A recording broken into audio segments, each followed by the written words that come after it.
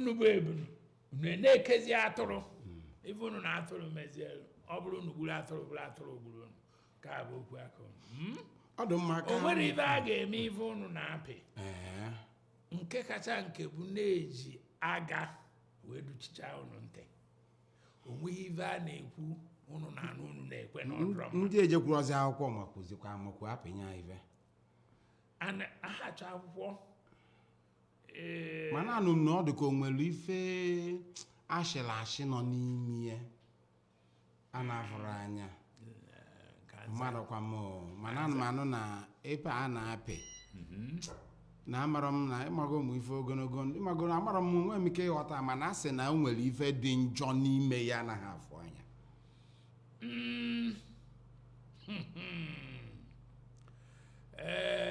dịka iribi ọnụ ụmụọgụ ụmụ ife amara m I had a boss in the past with due respect na Boniface of Okaja ka esi ana ife ana ịbụ ndị leba ama emekwana ya ọsị ike nka ihe ma esi anọ nka ọsị na nka bụ the same thing that once you accept a coin you must have to accept the two faces of the coin na ịma abụ iru isi na ọsọ nkwụ ka ị chọrọ si nye gị nke nkwụ na ọnụ ma ife bụ coin ọnụ mana o nwere mgbe ego dị na okay you are the elder of the new generation jugodu ndị otu anyị maka ma coin na famasi coin ka anyị bịa anyị ma na mgbe na-ete gara aka na-ekwu na Nigeria koro n'obe ndị ụka emechasị ka ekpe ekpere maka Nigeria koro n'obe kịta amazi m okolu n'obe ka okotugo ka ọrịrarị ka Diochi si afụnya bụ ife ịmago na ndị nka ikwugo dị mana ka idebe nke maka mana Diochi na-ego ife n'afịa mana onwe ndị dị ka ọ na-achụghị ọsọ na headsmen ndị headsmen ife nnukwu irufa no asị na mmadụ asị onye ma ma orikwuru nne maka iri ugwu mmụọ ka m metụgodi ebe a maka iri ego iri ugwu mmụọ ka nka metụrụ ụgwọ nke m maka na Diochi ba n'izi ọbịa sị na onwe ndị nọ n'ọfịa ifere na ọrụ ibe ọbịa ego ume wee dị iri ugwu mmụọ ọkwa mgbe ha na-atụrụ nkwụ ife na-emefu a ejuru m bụ echepụta ma ọ bụ ilo agwa na m anọghị na soshal midia amaghị m agụ newspaper aha m apụpụzi apụ onye chọọ ma ọbịa na obi be m ọbịa ọfụ m nya ama m etu unu si eme na etu unu si eje mana ife ọbụla ngwa agha obo na mkpụrụ onye kụrụ ka ọ na-aghọrọ ya bụ ife anyị ma nyaa na-ekwu nke onye mamala ya nke onye na-amara amana ya na-ekwukwa na-asị o metere buru emere na ka ndị ụka nụ ife a na-ekwu maka na ha gwusio anyị gba mbọ na-eme ife ọjọọ na Jizọs ya eburu ha ncha na Kalvarị amakwa m ka ị na-eje ma anụbara m nke a ịnụbere na Jizọs ga-agbaghara gị njọ ọ na-agbaghalụ njọ what are you saying? That's where you become hypocritical and I tend to disagree with you. Yes, if I have an email now as a Christian ọ dị n'obe Jesus eburu gị na ọ gbaghị mbọ agbakwa mbọ gwa gị na-agbaghara na gị ijekwa imekwa ọzọ ịbịakwa agbaghara gị mana na ife ntunsi fụ ya dịka onye amaghazi ife unu na-eme mma asakwa aka na abụ amarozi m etu ụbọchị unu si dobe ọnụ kama na anyị kwuru na nke onye metere ga-eso ya 60 years of independence. Am I right? Yes. Nigeria na-eme ife agaghị anya n'azụ ma ndị ugwu ma ndị ndịda. Okay? Cumulatively, ife anyị na-ekpe ikpe abụrụ ikpe mmadụ ọ ikpe mmụọ. nya ife a niile anyị na-emekọta ife na-eso okwu bụ ọkịka na anya ọkụ ọ bụrụ na o nwere onye na-aga n'iru nwanne gị tọrọ atọ gakarịa gị n'iru iwe agbaghị so abịa na Naịjirịa ọ dịka o nwere ndị ka ibefe aga n'iru and ịma na ọnụwa ka anyị nọ na o nwere ife a na-ekwu na physical world and materialism true or false o nwere ana onye gakarị ibe n'iru onye nke ọzọ ya na-ata ikikere eze to be precise ndị a unu na-akpọ herdsmen fell from a very high mountain peak. Mbagugwe Vasieteka. Don't shut up. It's no mountain. The failure on card. Okay. History has it. Now these Fulani people, like they claim, are political experts from Mali. History still has it that the first university of the world was sited in Timbuktu, Mali. And that Timbuktu, Mali, Bonde Fulani, Bondi Bileba. Mobile na history based on history. Okay? If these people Diochi, they so mentally organized, Mali administration. It may be ever butcher we have aggression name obi na afọ mana ha makochichi ana egbu ife amakwa nna fasi mgbe ahụ wee jelu bịa wee sụba ndị mgbago akwụsị gbatakwuo na ọdịda anyanwụ ga ife a na-ekwudo ife a na-ekwu bụ ofu ife a okay wash a pig chere trouser chi pig pig must be a pig o nwere ife na-akpọ gene ife eji mụ mmadụ mfa ma akwụsị ya nna fa abịa ọ na-abụ elu ife baa n'ọbara ọgbasaba ọbara n'ọbara wee na-agbasa nna fa bịa mee nke o mee nweta ebe o nwetara wee gwa ha mgbe ahụ na ọ kwụsịbara anyị rijuo afọ nkwugbube anyị buru onwe anyị tọnwụrụ ha okay etu ama ha apị ife na onwe ife dị na onwe ife ọya eme m ife ọbụla anyị buru onwe anyị bunye fa wele anyị gbaba bọọlụ so ka anyị kwụba n'ụgwọ ife niile anyị ma ọ dị mma ọ bụrụ na ị na-ege ntị Ifeanyi Okpaleke ka mụ na ya nọ Diochi anyị sị ka ma ite nkwụ ka aka firue na ebe ama m nọ nkwụ ede ka ọ gbabara n'ọba ji ka ọ gbabara you will come to know when they come to be come. Onwe come ọzọ. No. Enwere retirement. Yes. Nke gọọmenti ya asị na ha achọzi n'iru ga-enwego kọntọ. Yes. Ọ bụrụ nya ka anyị na-ekwu after kọntọ comes the pit. Nke egwuziri egwuche TV na ya gbochie. Ọ bụrụ na ị retire ebe anyị na tiredness isizie na tiredness ije to stillness ejizizi ụtụtụ ajụ agha na anyị pụtakwa ọ dị mma anyị nata ndị Igbo chọrọ ịbụ president of Nigeria. Yes. ndị Diochi ibe m nọ n'elu na-anụ ya n'ebe fa na-ete ọrụ na fagọtacha anya bụ ife ma etu esi memba na wee sụọ ya nni mana anyị ṅụchara nwa nkwụ ọ bụrụ na anyị ṅụrụ nkwụ pụta ka anyị zie ndị na-atụ ndị sejubu ka m wakpọtụrụ ụkwụ ọkwa n'ụtụtụ a ga-ete nkwụ a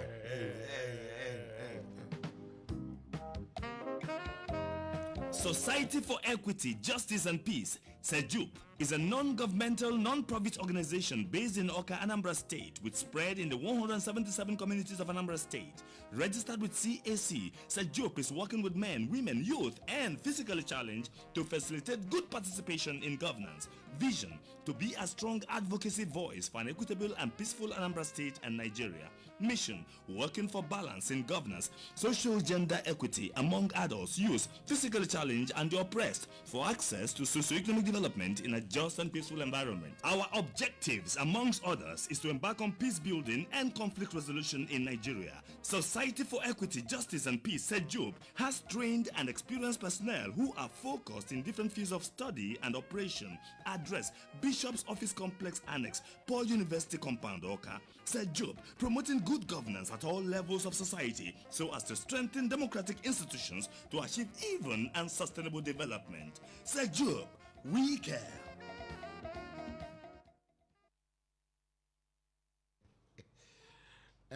Ọ bụrụ ọkịta ka ị na-abịa ọkwanụ mụ na Diochi Ifeanyi Okpaleke nọ na studio na-ebs ebe a asị ka anyị mechara nwa Sọnde ka ọ dịnụ ka na-eme amara m na ọ bụ na ị nọ na Facebook ị na-eme anya fụ na nna m emechara ngwọ nke ụtụtụ asị akwụkwọ ebe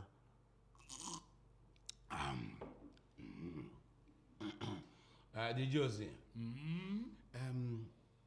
presidency ndị Igbo a anyị sị ka anyị ma na ya kedu izive ka iji anyị dị maka na amara m na anyị kwadotakwa afọ agba mbọ ọtọ n'egwu agba abụọ all the two faceted. ndị Diochi nọ n'elu nkwụ na-achị ka anyị ghọta ife a na-eme Ebe mele bụ ebe ghọtara ọ bụ na Diochi na-abọ rie n'ọfụ mana ebe ịkpọjere m na Naịjirịa o jeta aka ikekwu ife ọzọzọ ya agba mbọ bụ inye m nke unu ji afụte aka ka m fụ ya mana okwu Igbo presidency the ife anyị ga-akpọ overdue and we don't even see it as any longer as a favor. Okay? We are no longer being favored from Azikiwe till today. Okay? Odinu. Asika Azikiwe chair. Asina Azikiwe chair. And the Britain I independence. In Britain, say I equal. Woe unto them. I be those same by Quebec on your can well and you will be a quid. Ejubazi to be my tupu. I quit an ototo. Okay, get the well those on in Nigeria, name turbo. I don't know if I go on. Don't is room. I'll come. I go on name on your suru ibe suru. Man, also, and the signal two faceted. Vote I in a jar to any like a basic blue guy. Maconye, how could we chene, lache? Manenu, manana. Federal, state, local government, Abaquena, PG over. Oh, ending over the Puyachene. Nay to vote in our young way. Obru no masinaha. Naegache. Anyama kwaka anyama say thank you. Okay? It's an overdue right. Because I know obru privilege. Okay? Anya chosen your privilege. It's a right. Kahablu. Two. Bunobo na asiza chiba. Ogabonyo gate, ogabonyo kuku. Ogabonyo anicha. Kogabonyo okuzo. Kedonyo ebe ogabo. Ogafu ekwe aime. Anya bebo za hano. Piakwa aime mbajara. Makafara pukwe asise yogari ego nanti onye Igbo. Oburu na onwu chabe hofu mobinye. Anya enenege oezi okwu. Ogafu ekwe aime. Ma oburu na asa ayi wepụta onye ya eje. Gaa na-eke ndị Diochi esekwa ekete gaa na-ete na evaluation.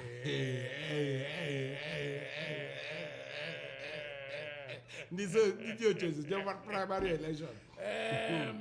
Onye osimiri fụrụ ụkwụ ya ka ọ na-eri. Ọ bụrụ na ịma na Diochi adịghị enwe efe nkịtị isu ibe eje mgbalu na akwamozu. Ọ mapụ ụzọ n'ụtụtụ. Mgbe ọ ga-eji tefecha nkwụ niile dị n'ụtụtụ ọ bịa nata ka ọ bụrụ je abịa ọ ya nọ n'abịa ahụ dakwa mberede ọ napụ ite nke ivia mgbe ọ ga-eji techekwa nke ivia ị na-agba oku ị na-eme ojisi ike ọnụ a na nwobe ojebekwa nke mgbede na Diochi adịrọ na Diochi amara ife bụ primary. Maka Diochi te nke a bụ fụ. Ọ pụtara na n'ose bughalụ nkwụ ọba akwa n'ụgbọ na chigakwa n'ime mgbọ. O tegido nke otete ruo 5 o'clock. Ọ bịakwa nke ọ batazi ori abịa na mmachu. Onye anyị nke mmachu. Nke mgbede. Yes. O wee baa nke ime mgbede anyị aka nsị na ọ bụrụkwa Diochi ka ị na. Ya ndị Diochi anyị so n'ọchịchị na ife ọpụtara. Aya ekwe ka anyị gafeta. Ụnụ atụgodo nke bụ votu. Anyị na-atụ votu mana dịka onye Diochi anyị eso unu agha ife unu na-agha anyị amaghị ndị be anyị kwu nọ na-abụ ọkụkọ tushu onwe ife anyị na-ewu unu bụ nke bụ eziokwu. Anyị kwụsie unu were mma unu ewere mma na nwaanyị si die na ịfụzi otu ahụ abụm ya n'ala uko unu nwee efu anyị bụ na nkwụ ahụ agbazi nkwụ nara na-agba anyị a na-achọrọ ife mmanụ ya eji aba anyị na mgbiri afọ chia na anyị etu unu chita dị mma mana unu elozona na ife onye metere n'ọya egbu n'ọbụ ife ndị mbụ gwara anyị ife aka ndị egede gwara anyị. Ndị anya na nkwụ anyị na-aṅụzi Diochi na-ete kịta. Onye kpara aka ọsị na nkwụ dụ. Achọrọ m 20 gallons nkwụ ọsị na ọdụ. Achọrọ m 50 gallons nkwụ achọrọ m ime akwamozu ọsị na ọdụ. Achọrọ m iche ọzọ ọdụ. Ịchọgodo 100 ọ dị. Kedu ife na-emezi na ibe anyị fa keke ezi memba na wee sụọ ya ndị wee malụ Diochi na-ete nke Diochi te na nke ọ bụrụ Diochi te. Ajụghị amaka a na-agha ebe ọbafabara bụ onye anaghara agha ikwe ọ dị mma ndị a na-enye gị 50 gallon jeli na be ma ama aka na ama eji arị ngwa ọdụ be ịgbagote n'enu anị kedu one ka ị chọrọ 50 jars ịkpagharịsịa be niile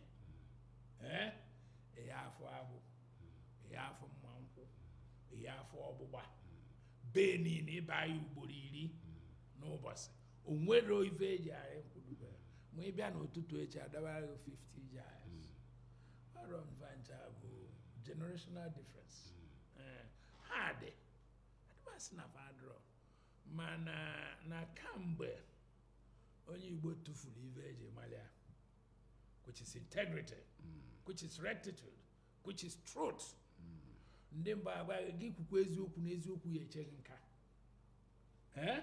gị kwụbakwa aka gị ọtọ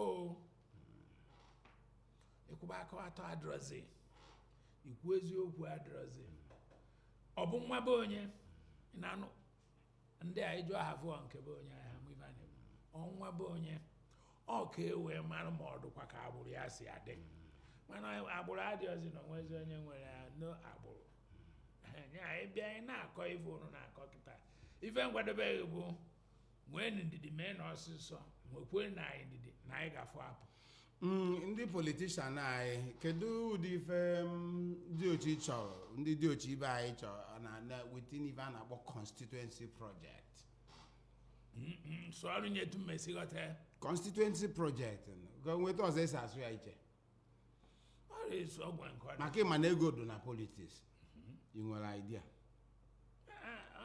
ifro primary election onwe ndị na-anụ ụda ya mgbe emechaa primary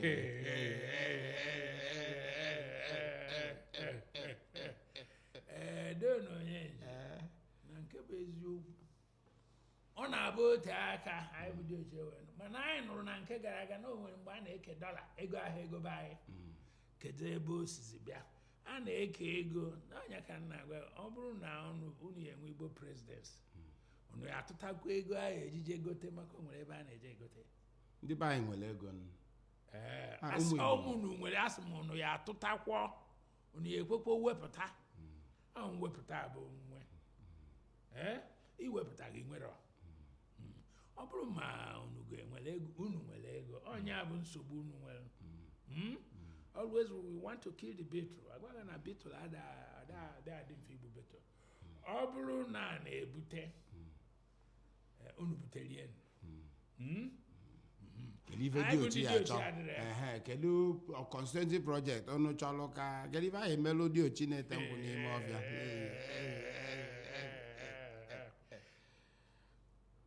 Enwere ife unu na-akpọ basic amenities. Ọ na-epetu anyị. Ịma na Diochi kere ọgbụgba na baskolo eje ahịa na nwa okwute meghe na taya. Ilu adrọzi be anyị na-ajụ m ife a ga-emela anyị unu ga-alịla anyị enu ọka anyị sunu nye anyị teknọlọji anyị nọdụzie n'oche ụdị anọ ka o bugo m n'elu rụda anụ n'ilo nye na anyị ọkụ onwe nke anyị tere anyị elechara anyị adọ ya n'ebe unu na-adọ ya echi niile anyị teta ọzọ taa ya ka ọ ghara ịgbakọ ọnụ rinne unu nye na anyị ọkụ mgbe m furu mmiri dị na paịpụ nke unu na-egwute be ndị 60s mgbe mmiri na-agbaga a na-eji bọket echu mmiri nowhere no place o nwekwa ebe ọ dị gosi gbalụ nje ka nje fụ ya ife anyị na-emezi bụ onye wuo ome ọshakọ ya all digital sourcing of water, don't you know? You are living in the past. You man, if I not digital yes, sourcing of water. Okay. Now government had on a digital. All government name digital. The man name digital. We've had about universal access. Amenities. Access to abilities. Man, I just make by force. Amani ya no go maka bandit, no maka Boko Haram, no maka secessionists. Secessionists. Receptionists.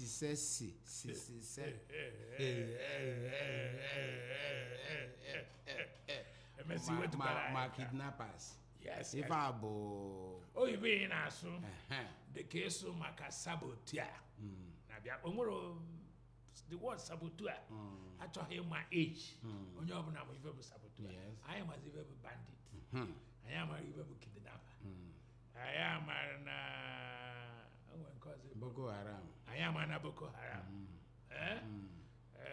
Cause was it unknown gunmen. I know on gunmen. Nke a chukwu enyego aka na nke a chukwu anaghị ekpere na nke a otito dịrị ya kedu echiche gị na banditry secessionists struggle kidnappers nwe nke ifuriti secession ọ bụ azị anyị ụfọdụ si na fa achọzi ịnọ na Nigeria yes onye ga-akpọ reception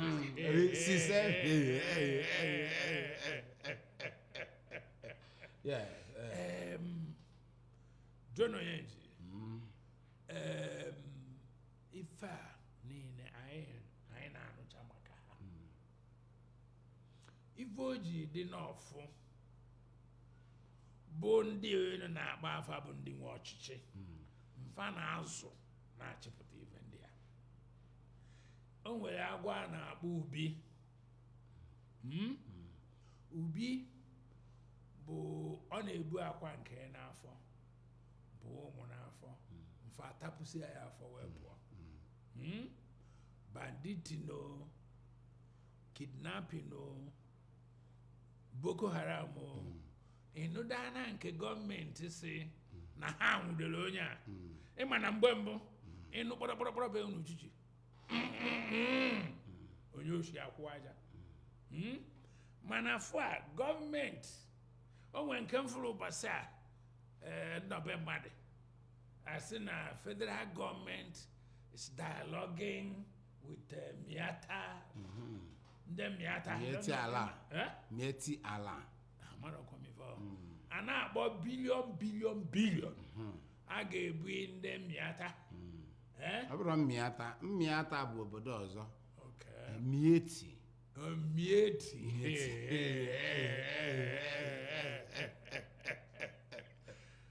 nnọdụ nwayọ nsị ndị a Bundi headsmen. Umuhabu headsmen.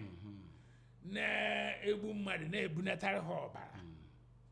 Ya ka ha na federal gọọmenti na-akpa bilion ahụ ebu ya. Onye anụbara ka anụ uwo osisi anụzi na asị no senwude egbuo. Okay? Ọkwa ha ka ị na-akpọ gịnị? Secession. Ndị anwa abịara ndị otu anyị n'ibe anyị fasị ka anyị pụzie na Naịjirịa na obi adị ọzọ anyị mma. Ndị mgbago ọdịda anyanwụ si ka fa pụkwuo. Ndị ibe anyị fa nọ n'ụzọ Niger Delta kwa ibe anyị akpọfa sisi eshi aha kwụziere fa ihe nka. Anyị bụ ebe Naịjirịa nọ kịta kele uche gị anyị anabanụ. Good. Ebe gwuru amaka. Anụ dị n'ofe agụrụ ya ọnụ. Iwere nke gị werukwa ọzọ bụ iweru tọpụ nke fọrọ n'efere mma azọ onwe m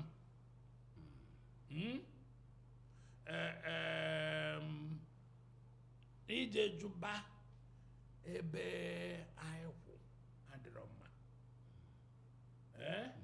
maka kidnapping national or international kidnapping abụrụ secessionist na afọ maka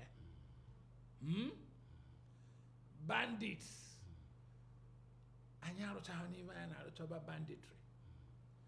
Kedu nke ọzọ gbakwa Boko Haram ịma na onwe mgbe ejere meghe ụzọ si onye ọbụla bịaba na Naịjirịa ga-ezi oge na ha ejizi akwụkwọ abịa Naịjirịa mfabata famụ ive agwa ha mgbe ha batara na ndị kpọtara ha na-echekwaba fa wee na-achọ secessionist. Ọ dịrọ mma onye nwere aha onye a na-enwerue enye ya onwere onwe. Ọ bụnaghị nke akpọ slavery na Bible enwere generation na-asa ha ya nọlụ mfa kwụsị ịbụ slave. Okay?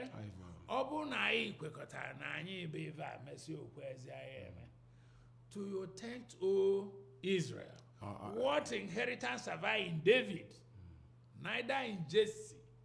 To your tent, O Israel. And when this in Nigeria expire, go after 100 years. 1914. Yes, Ospire. Find a document and let us see it. As long as Ospire. Manas no na ba nwupon ketade. Igosiaya. At 100 years expiration, Fagosiaya or Fagwai a board in archives in the Britain. Mobuna Britain, ye Quebute. Fagwebute and archives of Britain over 100 years. It's a simple legal process. I know secessionist thinking. Yeah, no lotaza can never join you by an aqua. Very good. Ebe mmadụ na-abọ na-anụ ọgụ onye tọ ya n'ọbụ onye ya edoziliva. Ọ bụrụ na ya bụ akwụkwọ pụta enwe nke m nụrụ ana ụnụ na-akpọ International Court at Hague. Amaghị Hezekiah nwanne m. Hague. Hague. At the Hague. Hague. Yes.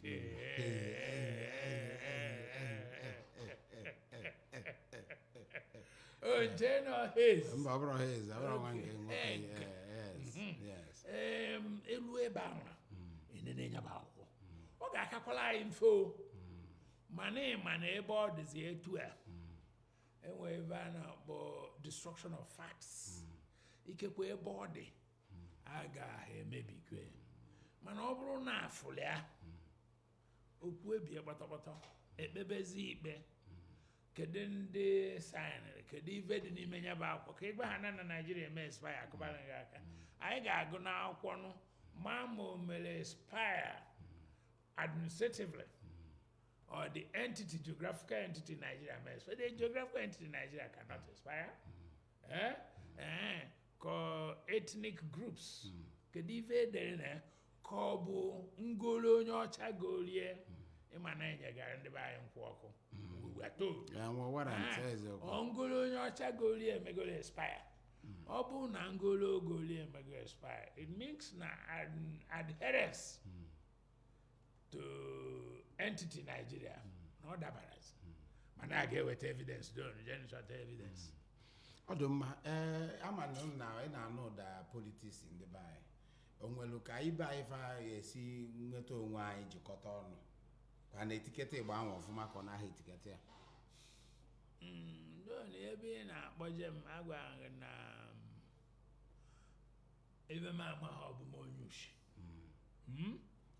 ebe a bụ politics ama na ide eme politics okwerokwu eme okwe maka ive ikpeazụ ya asị mee bedu anyị kwuru na anyị afụta efuzi emechi ọ bụrụ na m abịarọ ị na-asị hey ọrụ nke anyị fụ na mitin ọnwa gara aga mụ na gị ọfụkwa n'ọzọ ebe ka mụ na gị kpara na ọ bụrụ eziokwu na anyị kwuru na ya ị na-akọwa na ntọdụ na politics that is the home the origin the sustenance the finishing and the conclusion of falsehood, hypocrisy, inconsistency, subtle divisions, and what have you.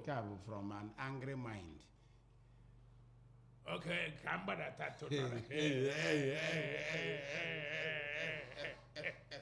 Don't change it. Let me tell you one thing. In or there by now. Only if I na supply you. I would do Diochi. I disasalafa. I'm gonna say baby party. I degalafa. No name after now. I have over saying my abias now. I just with a party card there. He didn't care about the BT there. Then you can say this in Nigeria may expire with evidence. For with evidence, I am for the evidence. That's why I see my party card. Do we see how? What evidence? You know, I know where is we fed in our politics, or if you're not going. As we fed in our politics, neighbor, a mayor for governor. As okay, now for us, so is the boy. I can't come to government house again. Cure ED. I can't come to the government. Yeah, but my neighbor, I don't know reason. Obviously, I broke. Obviously, I broke. Obviously, and even away. Oh, no, in order for now, what? Idafa and the gauge, Kadivi, primary election. Idafa, now what? To be run a local government. A banner with you. Afa, and in the apple google, it change google it talk to be the local government. It's in a local government, Bunia, to be run a state, Afros or is in a state. Kadiva is it all of us. Political engineering. Political engineering.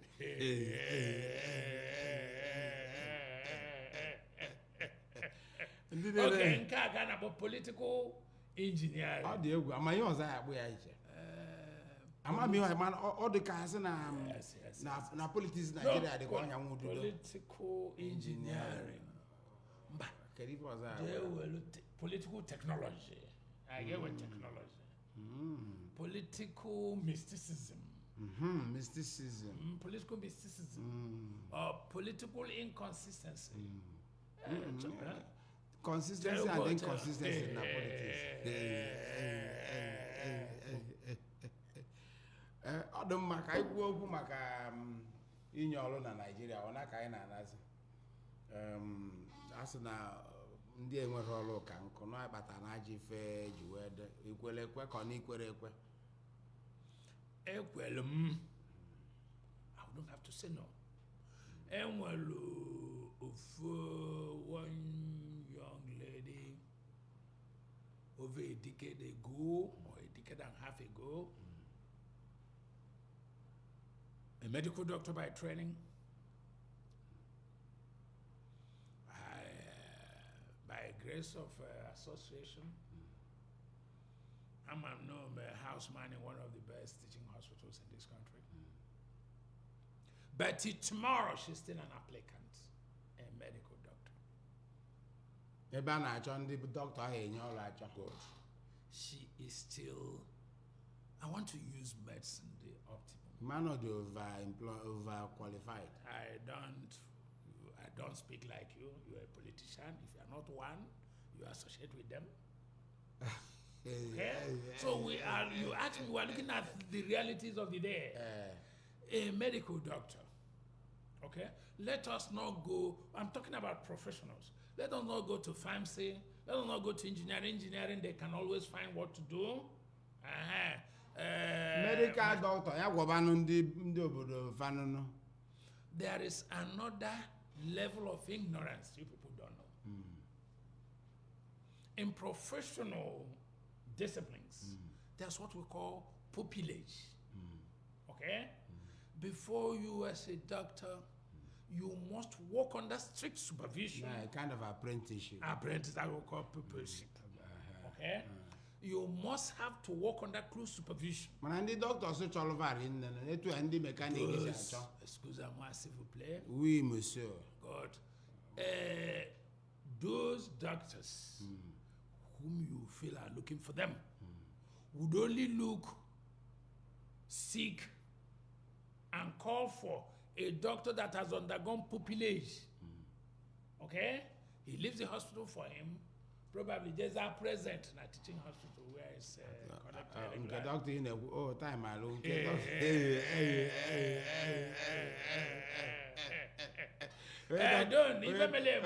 Excuse me. Between me and government is Don Onyeji. Yes. I will bring that lady to you, probably for your interview or for presentation for authority, to find out whether I lied like you, a politician. I'm a politician. I'm not mediate in politics. I mediate in politics. If you remember, it was the commissioner for health. Yes. I can assure you on that.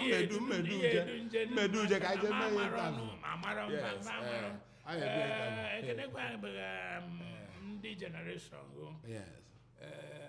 Unu na-edobe aka etu erinne ọ na-afịa ya arụrụ mbụ ndị okenye ịbịa maka ịma na ịbịara n'ime ihe ma anyị ewerekwa ọkpọsị anyị pụọ daalụ rinne biko ndị na-ege ntị we'll be on with Ifeanyi Okpaleke or barrister ka ọ bụ bụrụ Diochi. Ifeanyi Okpaleke for real was director legal services in ABS, a deputy managing director of ABS. Is an administrator in the corporate, the public sector, and all of that. Can represent my internet account. Money and me tupu or more and me don't know the dad in there. Emananya Marato, even my even the Dutch. I want to know. I ain't we neck it's half a chaff. Dalum, my cable, Tamde, Nanya, Dalun, the two Banis was I don't know, because you know, no, he's a don't know. Dalum.